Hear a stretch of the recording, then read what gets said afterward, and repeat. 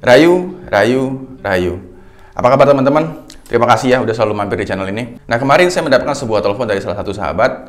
Dia menanyakan perihal hening ya. Jadi beliau sendiri menanyakan apakah kalau hening itu menggunakan zikir.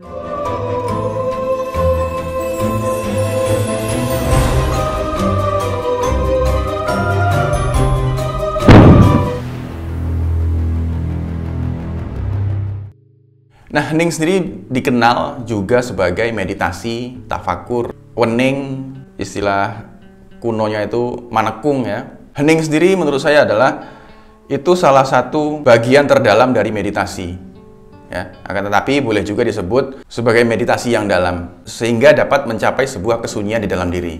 Nah, ketika seseorang masuk ke dalam keheningan, itu artinya seseorang tersebut sudah mulai tidak terpengaruh lagi terhadap suara-suara kasar yang ada di sekitar kita. Nah, di dalam meditasi sendiri, keheningan itu juga memiliki sebuah tingkatan. Ya, pada awalnya, ketika seseorang baru mulai bermeditasi untuk mencoba hening gitu ya, dia pasti akan mendengarkan suara-suara kasar yang ada di sekitar. Lalu pada tahap awal sendiri, proses hening itu nanti perlahan-lahan suara-suara kasar dari sekitar kita tuh mulai mengecil. Yang terdengar sendiri biasanya suara jangkrik, ya, lalu suara detak jarum jam itu mulai terdengar.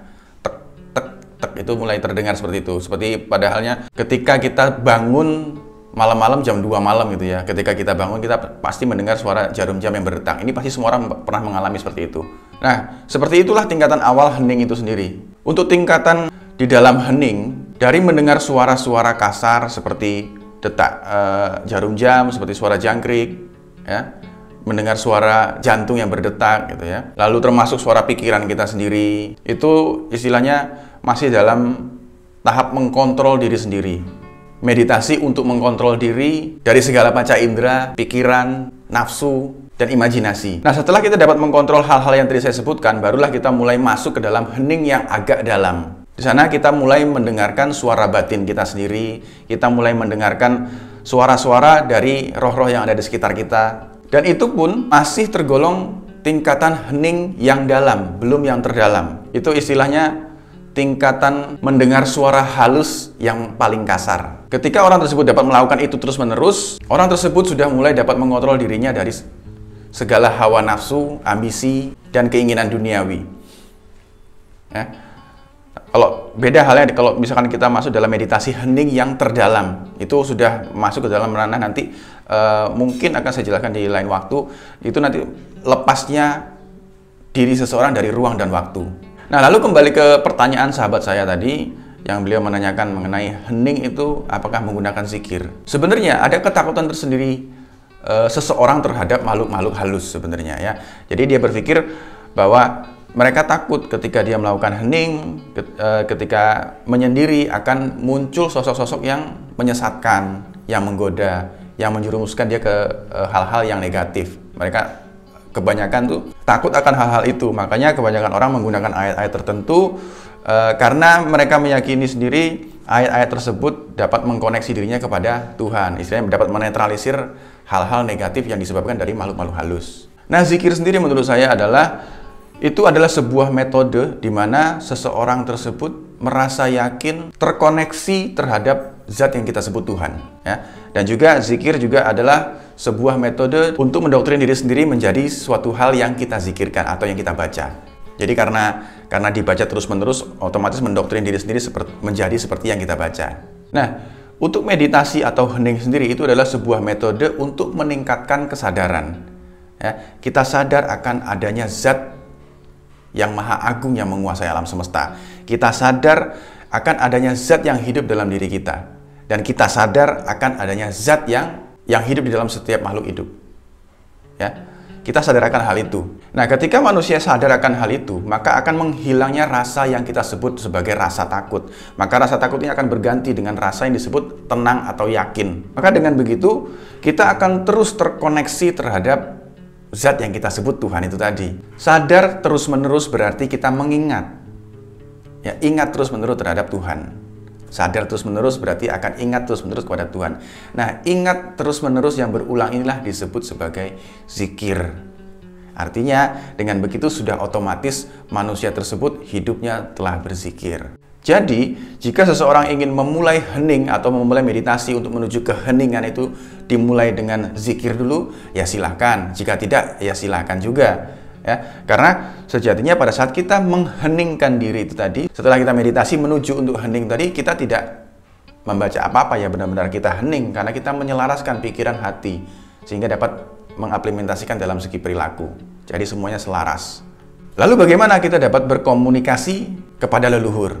Nah, di dalam proses meditasi untuk menuju hening itu tadi, sebelum kita mencapai keheningan yang terdalam, sebelum kita lepas dari ruang dan waktu, kita akan mulai dapat merasakan yang disebut energi dan frekuensi. Nah, energi dan frekuensi ini kita tahu sekarang sudah dapat diilmiahkan ya. Padahal ini sebenarnya gaib, tapi sekarang sudah ilmiah. Nah, energi dan frekuensi ini kita dapat mendeteksinya, atau juga kita sebut sebagai getaran atau vibrasi. Ya, vibrasi adalah bentuk dari energi itu, di mana kita harus dapat menangkap sebuah frekuensi atau gelombang agar dapat berkomunikasi. Seperti halnya orang mengenal handphone ya. Di sana ada baterai sebagai energi, lalu ada sinyal sebagai frekuensi, ya, sebagai gelombang, menangkap gelombang. Nah, energi sendiri kita tahu ada negatif dan ada juga positif. Dan ini sangat dipengaruhi sekali kepada meditasi, perilaku, dan nafsu. Jika semua dapat dikontrol dengan baik, maka akan menghasilkan energi yang baik. Jika tidak, atau justru malah dikontrol dalam atau nafsu yang sangat dominan, yaitu akhirnya menjadi energi yang negatif. Ya, jadi kalau mau menghasilkan energi yang positif, itu disesuaikan dengan meditasi yang baik, perilaku yang baik, dan kita dapat mengontrol hawa nafsu dengan baik. Itu kita akan menghasilkan energi yang baik, atau juga disebut energi yang positif. Nah, untuk frekuensi sendiri, ini akan berkaitan dengan otak. Jadi otak kita ketika ingin menangkap sebuah frekuensi, ya, ini juga akan terpengaruh sekali dengan meditasi, perilaku, dan nafsu. Jadi kalau misalkan kita dari awalnya sudah menghasilkan energi yang positif, karena tadi kita sudah dapat menguasai meditasi yang baik, sudah dapat menguasai nafsu dengan baik, dan perilaku yang baik akan menghasilkan energi yang positif, maka otak kita dapat menangkap frekuensi yang baik pula. Dan jika energi kita negatif, maka kita akan menangkap frekuensi atau gelombang yang negatif atau yang buruk. Maka di sana banyak orang bertemu dengan jin, iblis, setan, segala macam ya. Jadi meditasi yang baik akan mendapatkan keheningan yang baik pula, dan otomatis mendapatkan energi yang positif karena tidak terpengaruh oleh nafsu, angkara murka, dan ambisi. Tentu kalau sudah begitu akhirnya memiliki perilaku yang baik pula, dan akhirnya orang tersebut bisa menangkap frekuensi yang baik, ya, dimana orang tersebut bisa masuk ke dalam frekuensi orang-orang atau frekuensi yang disebut frekuensi suci, ya, frekuensi yang baik, frekuensi yang positif, dimana orang-orang suci itu juga berada dalam frekuensi tersebut. Nah, seberapa frekuensi suci yang dapat kita tangkap, itu ditentukan juga seberapa besar energi suci yang dapat kita hasilkan atau energi suci yang kita miliki. Ini tadi balik lagi, ini pengaruhnya dengan meditasi, perilaku nanti akan masuknya ke ibadah dan segala macam ya. Lalu nafsu angkara murkanya dapat ditekan dengan baik sehingga orang tersebut menjadi atau memiliki energi yang suci sehingga dia dapat menangkap frekuensi yang suci pula, di mana di sanalah orang-orang suci itu berada. Nah, disitulah kita mulai dapat mendengarkan suara-suara dari gelombang-gelombang orang-orang yang berada di frekuensi yang suci ini tadi. Seperti halnya gelombang ultrasonik, di mana yang dimiliki oleh lumba-lumba. Ya, kenapa lumba-lumba bisa saling berkomunikasi? Karena mereka dalam frekuensi yang sama. Ya, mereka berkomunikasi, kita semua tidak bisa mendengar. Tapi hanya sesama frekuensi tersebutlah yang dapat mendengar suara ultrasonik itu. Ini mirip seperti itu ya, analoginya. Nah, lalu bagaimana kita dapat melihat? Karena semua yang saya jelaskan tadi baru sebatas mendengar ya.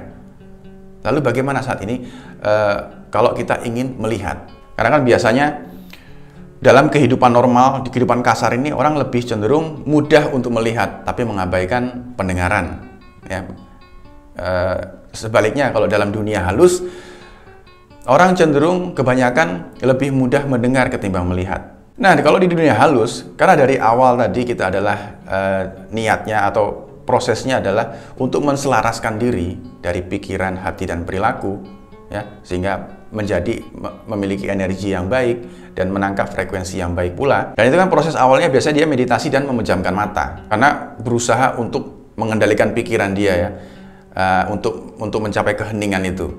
Nah, setelah kita selaras dan dapat masuk ke dalam frekuensi yang baik dan memiliki energi yang baik, barulah kita mulai membuka yang disebut mata ketiga atau ajna. Nah, ini terletak di dahi kita semua, ini terletak di sini ajna itu ya. Kalau orang Jawa bilang itu pucuk yang ngenangen atau alang-alang kumitir. Nah, terbukanya mata ketiga sendiri itu karena aktifnya kelenjar yang disebut kelenjar pineal yang terletak di dalam otak manusia. Dan aktifnya kelenjar pineal itu dengan cara melatih diri untuk selalu berada pada gelombang alfa dan theta. Gelombang alfa sendiri ini biasanya terjadi pada saat orang-orang sedang rileks ya, sedang tenang. Dan setengah ngantuk gitu loh. Antara tidur dan tak tidur gitu loh. Begitu juga gelombang theta sama, ini terjadi pada saat orang tersebut sedang khusyuk, fokus ya, sama dengan kondisi biasanya terjadi pada saat setengah tidur. Makanya kebanyakan orang waktu setengah tidur itu suka melihat yang aneh-aneh kan, karena alam bawah sadar terbuka. Ini biasa dimiliki oleh anak-anak kecil yang usianya sekitar 3 tahun. Makanya anak kecil itu gampang sekali untuk merekam hal itu, ingatannya sangat kuat sekali. Karena anak kecil ini selalu dalam gelombang alfa sama theta ini tadi. Ya, makanya anak kecil juga kadang melihat hal-hal halus. Nah, itu juga kenapa beberapa orang ma'rifat, orang-orang tasawuf selalu menyarankan kita untuk selalu belajar kepada anak-anak kecil. Ya, jadilah seperti anak kecil. Artinya kita disarankan untuk selalu berada pada gelombang alfa dan theta tersebut. Nah, pada saat kita bermeditasi, kita hening, sebenarnya kita sedang berada dalam gelombang alfa dan theta. Jika kita hening dengan baik dan fokus, kita akan berada dalam gelombang alfa dan theta. Bagaimana caranya kita agar terus dapat konsisten berada dalam gelombang tersebut? Nah, pada saat itu kelenjar pineal kita mulai akan aktif. Nah, pada saat itu pula kita harus mulai memfokuskan diri. Vibrasi gelombang frekuensi yang tadi kita tangkap itu tadi, kita fokuskan ke dalam satu garis titik yang berada di dahi kita. Jadi vibrasi frekuensi tadi, gelombang itu tadi yang kita tangkap ya, karena kita proses tadi ya, akhirnya bisa menemukan frekuensi yang baik atau frekuensi yang suci itu tadi, kita tarik ke dalam satu titik di dahi kita dan kita fokuskan, kita latih itu terus-menerus sampai pada saatnya kita dapat masuk ke dalam titik tersebut ya. Dan di sanalah mulailah mata ketiga kita terbuka ya, karena dari awal kita sudah memiliki energi yang baik, yang positif, menangkap vibrasi yang baik pula ya, otomatis apapun yang kita lihat ketika mata ketiga kita terbuka atau asna kita terbuka, itu suatu hal yang berkaitan dengan kesucian. Lalu bagaimana caranya kita dapat menggabungkan penglihatan mata ketiga kita dan kedua mata kita? Jadi seperti simbol segitiga. Bagaimana caranya kita dapat menggabungkan agar kita dapat melihat secara nyata, menyentuh secara nyata, dan mendengar secara nyata. Nah, hal ini saya nggak tahu akan jelaskan lebih atau tidak mengenai penggabungan antara ajna dan mata, sehingga kita dapat bisa melihat secara nyata, mendengar secara nyata, menyentuh secara nyata.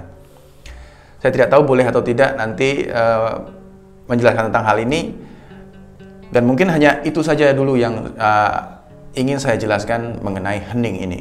Jadi, ayo kita bareng-bareng temukan heningmu, agar kita dapat dalam satu frekuensi atau dalam energi dan frekuensi yang suci.